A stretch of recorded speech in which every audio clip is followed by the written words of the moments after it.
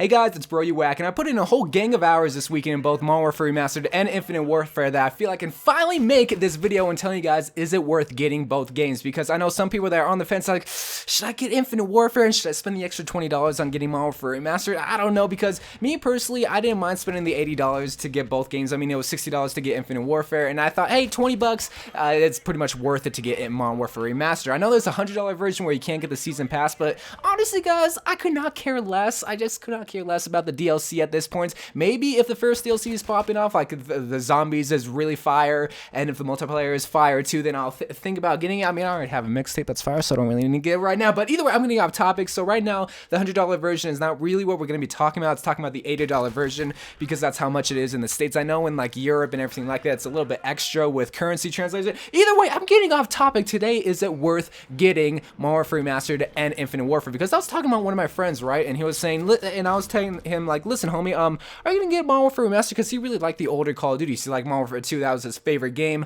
And I was just asking, it's like, yo, homie, are you gonna get Modern Warfare Remastered? And he's like, not really, dude, because I don't really want to spend $60 on Infinite Warfare because I know deep down in my heart I'm not gonna be playing that game. I just want to get it separately. But Infinite Ward, they're a company, they're trying to get the extra buck when trying to get you guys to buy the game, and they know, hey, Modern Warfare Remastered is a highly desired game. Let's try to sell Infinite Warfare along with it and not try to separate it. So that kind of does suck, but I can see why they would do it on a business standpoint. So either way, right out the gate, you can't get it separately. So if you want to try to get both games, you have to spend $80. And I know a lot of people aren't blessed enough to be able to afford $80 games like that. So that's why I want to make this video and tell you guys, hey, is it worth it? Is it not worth it? Here's worth it and why, and here's why it's not worth it and why. Just cover the whole entire game, because honestly, video games are meant to have fun. They shouldn't try to break your bank. They shouldn't try to eat your wallet out of all your money. I don't think that made sense. Either way, you should have fun when trying to play a video game. You shouldn't have to worry like, man, am I going to be able to pay the bills? Am I able to pay my car? Am I able to pay my child support? Am I able to even buy a soda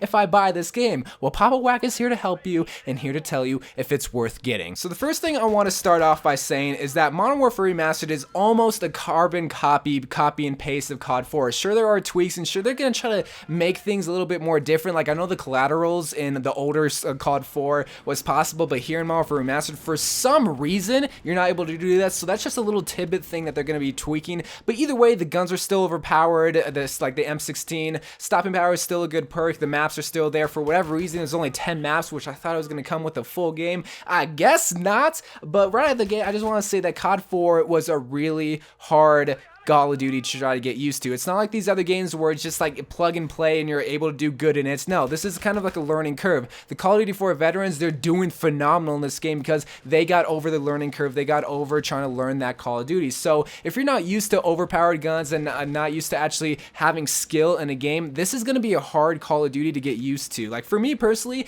I even had to get back into that learning curve because I never played it in its prime, and I never put in like a whole gang of hours like I did with this newer one in the older version. Sure, I did play COD 4 a lot, like free-for-all, but that was after its prime. So you're gonna have to learn to play a new Call of Duty, which is kind of tough for some people, and people can get turned off by it. And like I said, there are overpowered guns in the game, like the M16 is still overpowered, and lots of people are complaining. It's like, man, why is there this overpowered gun? They should nerf the gun. They're not gonna nerf anything in this game besides tweak little stuff like the collateral thing. The reason why is because they're gonna try to keep it a carbon copy of Modern Warfare Remastered. So if you're pissed off by overpowered guns, if you're pissed off by that learning curve in a Call of Duty that wasn't present until like after what, like Modern Warfare 3, Black Ops 2, around there, then you're probably not gonna like Modern Warfare Remastered. I know a lot of people are hyping up the game and they're saying it's the most perfect Call of Duty, but that's because those are the COD 4 veterans. They love that Call of Duty. I love that Call of Duty. I love Modern Warfare Remastered. Sure, it does piss me off sometimes,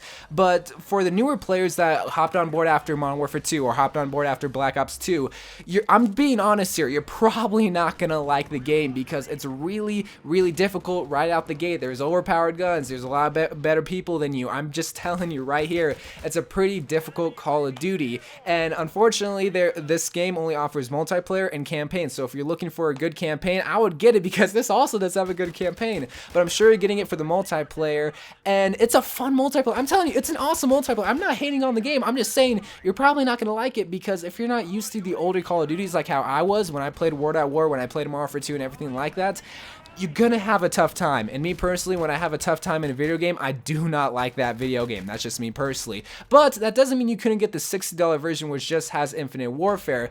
And like I said, a lot of people are knocking Infinite Warfare. I'm trying to stay positive. I'm not trying to hype up this game. I'm just trying to look at it as a positive light. You know, you guys know me. I'm a positive person. I always just try to look at the better things in life, whether it's in life problems, with girl problems, with Call of Duty problems, any kind of problem. I always try to look at it at a positive attitude. Infinite Warfare, it's a better Call of Duty than Advanced Warfare. I don't know if it's a better Call of Duty than Black Ops 3. It's a pretty decent Call of Duty. There is kind of a learning curve in there, which is kind of good because it does separate the skillful players from the newer players, which I kind of do like in a Call of Duty. So there is kind of a learning curve. You have to get used to it. It still has the same movement as it was in Black Ops 3. It's pretty much almost quote unquote almost identical, but it does separate itself from the other Call of Duties. It's not like Ghost where it's gonna lose its value in a couple of weeks or whatnot. No, it's a pretty decent Call of Duty. And zombies, I haven't tinkered with zombies all too much, but I'm sure the zombies experience, if you love zombies, it's a pretty good one. Is it better than the Treyarch version?